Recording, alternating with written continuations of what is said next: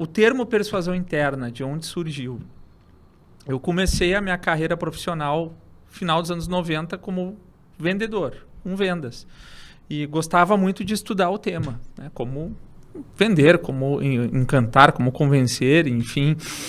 E aí, nesses estudos, eu fui entrando no estudo da persuasão, que é a habilidade de convencer as pessoas a algo, no contexto de vendas que eu tinha na época. Com o tempo, eu vou fazer uma linha do tempo breve aqui, porque senão eu vou vir do final dos anos 90 até agora, a gente vai ficar o podcast inteiro.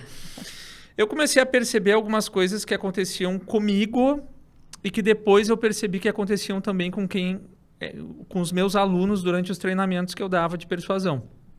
Eu ia a palestras, a treinamentos, anotava um monte de coisa, sou o cara do caderninho, né? Eu adoro um bloquinho. Então eu anotava um monte de coisas nos eventos que eu ia, achava aquilo fantástico. Bom, agora eu vou aplicar isso aqui, minha vida vai mudar, enfim. Só que eu percebia que passava uma semana, duas, parece que tudo voltava como era antes e eu não conseguia ter consistência naquilo que eu me propunha. E em 2014, eu saí do varejo que eu trabalhava e abri minha empresa de treinamentos, comecei a dar treinamentos. E aí eu fiz uma pesquisa em uma certa época para entender se esse comportamento era meu ou era algo comum.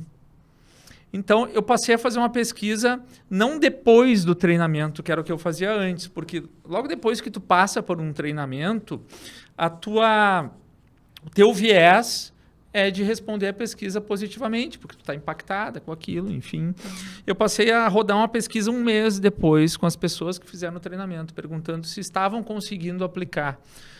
Quanto estavam conseguindo aplicar. E para minha não tão surpresa, eu descobri que o problema não era só comigo, que era algo comum, essa falta de consistência, de tu conseguir aplicar algo por um tempo específico e insistir naquilo sem desviar do assunto. Antes, fora do ar, aqui estávamos falando de distrações, vamos falar sobre isso também.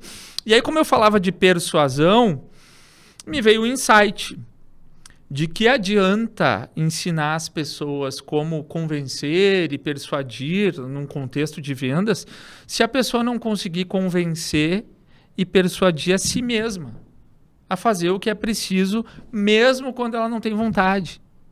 E aí que surgiu a ideia da persuasão interna, que é a habilidade de se convencer e se persuadir a fazer o que precisa ser feito, mesmo sem vontade.